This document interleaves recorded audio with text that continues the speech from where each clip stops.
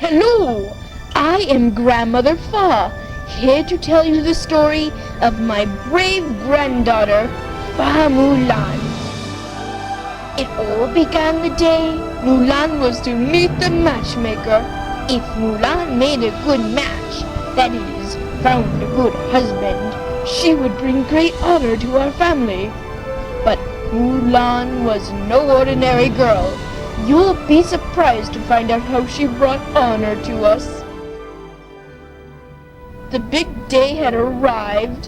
While Mulan was finishing her chores at home, her mother and I were waiting for her in the village.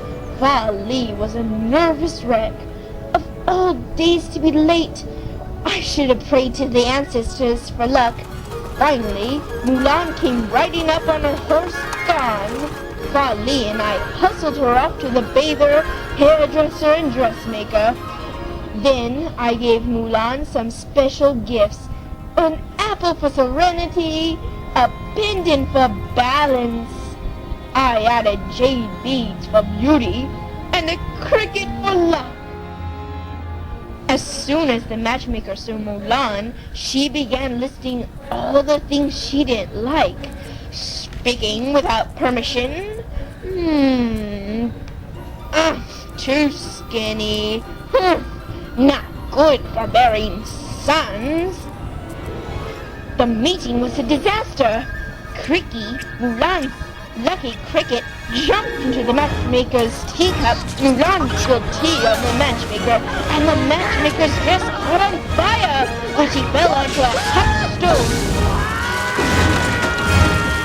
You are a disgrace! You may look like a bride, but you will never bring your family honor! Ashamed, Mulan sadly led Khan home. She went into the garden and gazed at her reflection in the pond. She thought she was a failure as a daughter. Mulan sat beneath the blossoming magnolia tree and removed her hair comb. Fa Zhu entered the garden and sat beside her daughter. What beautiful blossoms we have this year. But look, this one's late. But I'll bet that when it blooms, it will be the most beautiful of all. He took Mulan's comb out of her hands and gently placed it in her hair. Just then, Chief Fu, the Emperor's aide, rode into the village. Citizens, I have a proclamation from the Imperial City. The Huns have invaded China. The Huns! By order of the Emperor, one man from every family must serve in the Imperial Army. Mulan followed Fa Zhu into the street and ran up to Chief Fu. She was worried that her father was too old to fight. Please, sir, my father has already fought bravely. Silence! You would do well to teach your daughter to hold her tongue in a man's presence. Mulan, you dishonor me. That afternoon, Mulan secretly watched her father practice his sword moves. When the exercise caused him pain in the leg he'd heard in a war, Mulan hurried away, only to argue with him at dinner. There are plenty of young men to fight for China. It is an honor to protect my country and my family. So you'll die, Father. I will die doing what's right. But if you, I know my place. It is time you learned yours. Later that night, I woke with a start. Something had happened to Mulan. I ran to tell her parents. We saw that she had taken Fa Zhu's army summons and left her hair comb in its place. Mulan had cut her hair, changed into his father's armor, and galloped away on Khan. To anyone, she would look like a son, not a daughter. Fa Zhu knew the law. If a woman pretended to be a man, the penalty was death. I faced the family temple. Ancestors, hear our prayer. Watch over Mulan. The ancestors were listening.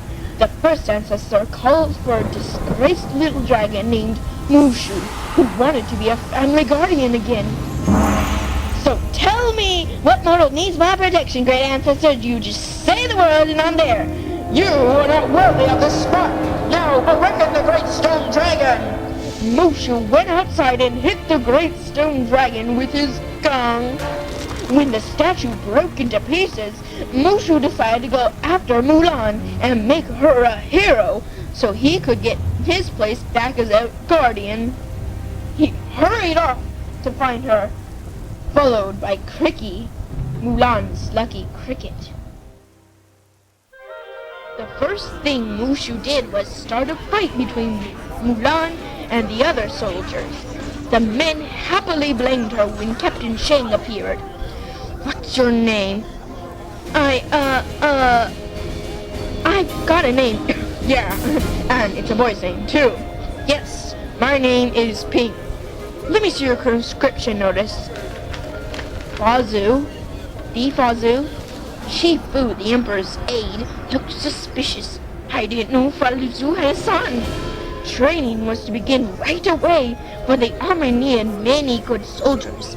In order to teach the men both discipline and strength, Shang had them tie a bronze disc to each wrist and climb to the top of a tall pole to retrieve an arrow. Everyone failed, including Mulan, but my Mulan was determined and smart. One night, she tied the discs together and used them to pull herself up the pole. She was the first to get the arrow. The other soldiers began to admire Mulan, especially the huge Chen Po, the tall skinny Ling, and the short excitable Yao. They became her friends.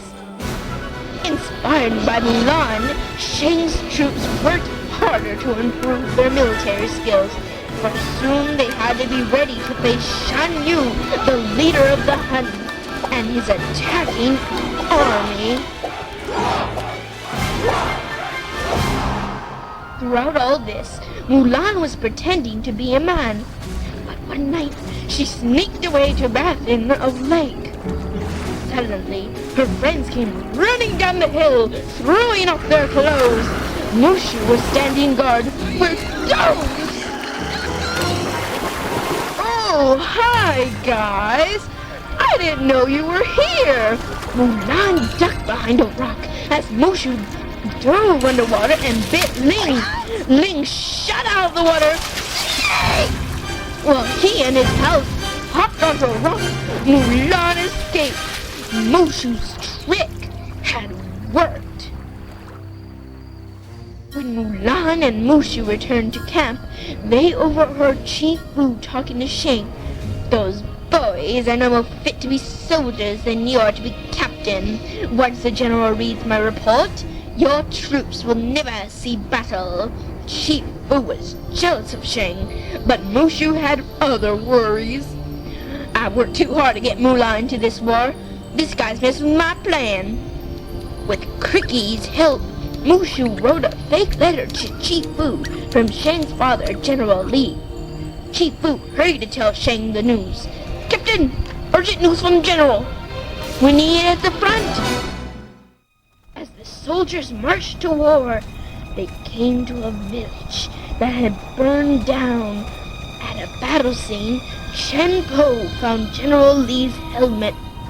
From a distance, the men watched Shang place the helmet on his own sword and reflect sadly. They all knew that Shan Yu had killed General Li. Mulan comforted Shang. Then he mounted his horse. The Huns are moving quickly. We'll make better time to the Imperial City through the Tungshao Pass. We're the only hope for the Emperor now. Move out! At the Tungshao Pass, Shan Yu and the Huns met Shang's army with a blizzard of arrows. Shang's troops fought back with cannon fire. Soon a massive line of Huns appeared on the horizon. Shang called out orders. Yao, aim the cannon at Shan Yu.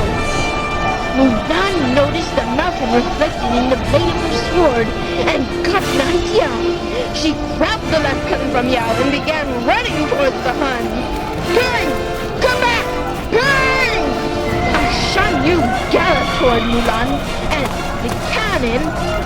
Yu's eyes grew bigger and bigger. Hooray! You might want to let that about now. Quickly, quickly! Instead of firing at Shan Yu, Mulan tilted the cannon and fired at the mountaintop. The explosion started a huge avalanche. As a wall of snow thundered down toward the two armies, Shan Yu slashed angrily at Mulan. She ran away as the avalanche buried Shan Yu and his army. The snow continued spilling down the mountain. Mulan leaped on Kong and tried to grab Shang, but he disappeared under the snow. Soon after, she found Shang unconscious and lifted him onto Khan from a ridge. Yao shot a rope to them. Mulan grabbed the rope, but Khan kept slipping toward the edge of a cliff. Yao had accidentally dropped the rope.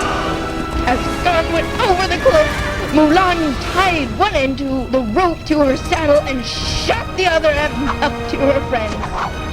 With Chenpo's help, the men pulled Khan, Mulan, and Shang to safety. Shang woke. Ping, you are the craziest man I've ever seen. And for that, I owe you my life. From now on, you have my trust. Just then, Mulan fainted from the wound caused by Shan Yu's sword. The men carried her to the medic's tent. Later, the medic reported some startling news. Shi Fu hurried inside the tent and dragged Mulan outside. I knew there was something wrong with you, a woman, treacherous snake. My name is Mulan. I did it to save my father. Ultimate dishonor! Captain, you know the law. Instead of killing Mulan, Shang did what he felt was right. He threw down her sword. A life for a life. My debt is repaid. The troops left Mulan and headed for the Imperial City. I should never have left home. Maybe I didn't go for my father. Maybe what I really wanted was to prove I could do things right. So when I looked in the mirror, I'd see someone worthwhile. But I was wrong. I see nothing. The truth is, we're both frauds. Your ancestors never sent me. They don't even like me. I mean, you risked your life to help people you love. I risked your life to help myself. Then Mulan heard a noise. She peeked over the ridge and saw Shan Yu and his toughest warriors climbing out of the school and heading for the Imperial City. Mulan grabbed her sword and mounted Khan. In the Imperial City, Mulan rushed up to Shang as he rode in the victory parade. The Huns are alive! They're in the city! You don't belong here, Mulan. Go home. Mulan tried to find someone to help her as Shang presented Shan Yu's sword to the Emperor. Suddenly, a falcon swooped down and grabbed the sword out of Shan Yu's hand. The falcon carried the sword to the palace rooftop and dropped it as it flew over a statue. The statue reached up and caught the sword. It was Shan Yu. No, Shan Yu's men slashed their way out of a gray dragon costume. They grabbed the Emperor and carried him into the palace. When Mulan saw Shang, Chenpo, Ling, and Yao fail to break down the palace door, she hurried up to them.